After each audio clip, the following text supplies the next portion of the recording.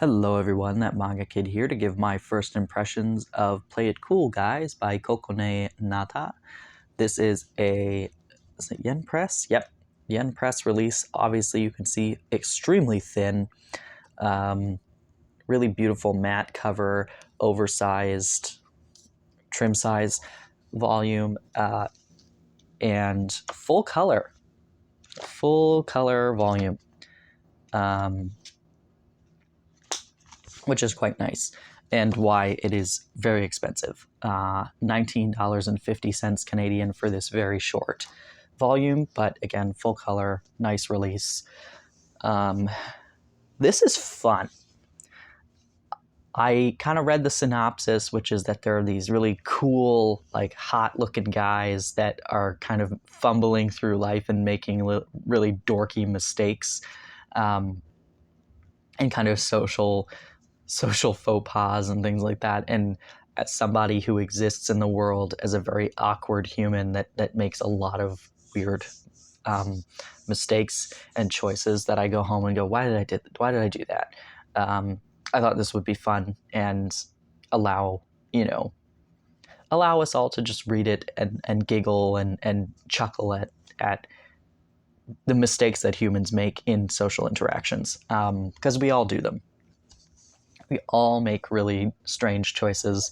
We all flub our words a bit, or put our foot in our mouth, or trip or drop something, and then try to, act like we intended to do that, and play it off as like, yeah, well, it happens. While internally we're going, God, I'm an idiot. Why did I do that? So I thought that, this would be a really fun sort of story to just kind of laugh at those moments that are normally pretty embarrassing and stressful when we're in them ourselves. So it was really fun. I will be buying more of this. I just honestly haven't gotten around to it. Yeah, I really, really enjoy. I love stories where you have multiple characters that we're seeing the world from their specific perspectives, but then their worlds start to intertwine. I love that. And that's what happens here, is that we're meeting these four men, and we're watching them from their own lives. Like, we've got like just a general kind of working guy. I think one of these is a college student, or a couple of them are college students. One is for sure a high school student, I believe. So they're all from very different parts, at different points in their lives, different, existences. And then they cross paths at various points, which is fun. I love that.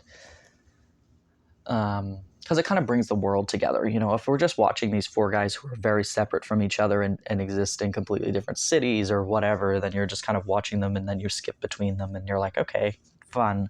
But getting to see them interact with each other is really funny, because you see, like, just randomly, like if we're following this guy and then he runs into this guy, you get to see from his perspective how he perceives this other guy, versus just from his perspective, you get to see how the interaction is as well, right? Like, you see his internal monologue, but you also get to see this guy's perspective of what happened.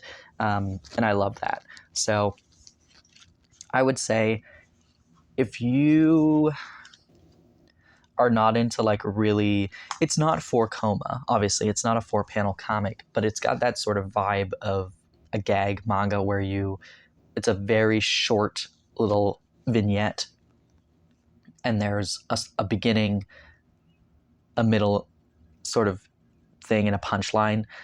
That's what this is. It's very, very short little stories, following each of these characters, and it's like a page, and almost each page, I think, page and a bit, is its own little vignette with a punchline about how dorky and ridiculous the mistakes they're making are.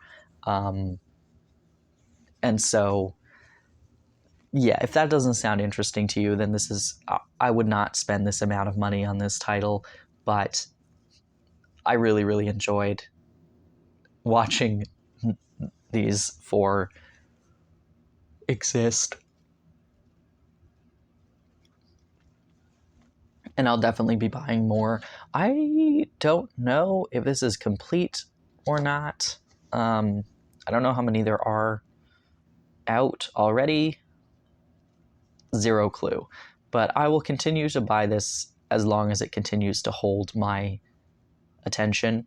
I probably won't buy like a bunch of them at a time.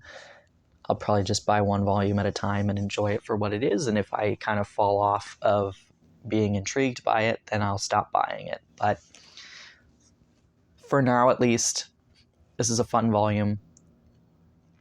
I would read this again for sure. And I am interested to see what happens next, because it does have a bit of a story to it. As I said, their worlds cross paths. And so the end of this volume does kind of set up what's going to happen in the next one. So it's not completely just isolated little stories. There is an overarching sort of narrative playing out here, which is good as well. So anyway, if you read this, I'd love to hear your thoughts on it. Yeah, thanks for watching.